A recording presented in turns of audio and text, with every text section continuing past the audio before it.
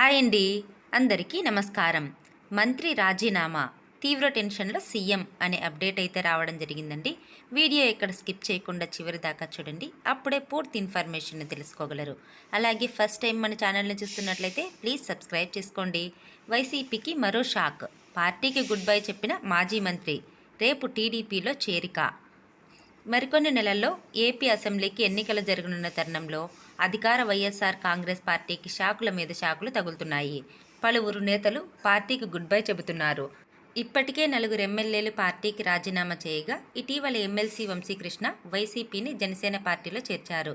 తాజాగా party senior నేత, మాజీ మంత్రి దాడి వీరభద్రరావు వైసీపీకి గుడ్ బై చెప్పారు. పార్టీకి రాజీనామా చేస్తున్నట్టు సీఎం జగన్కు లేఖ రాశారు. తన అనుచరులతో కలిసి పార్టీ వీడుతున్నట్లు ఏకవాక్యంతో రాజీనామా లేఖను సీఎంకు పంపించారు.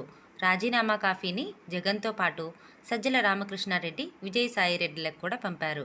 అయితే పార్టీ రీజనల్ కోఆర్డినేటర్గా ఉన్న వైపీ సుబ్బారెడ్డి పేరును ఆయన ఎక్కడా ప్రస్తావించలేదు. ఇలాంటి లేటెస్ట్ అప్డేట్స్ కోసం వీడియోని లైక్ చేసి షేర్ చేయండి. అలాగే ఛానల్ని సబ్స్క్రైబ్ చేయండి. Thanks for watching friends.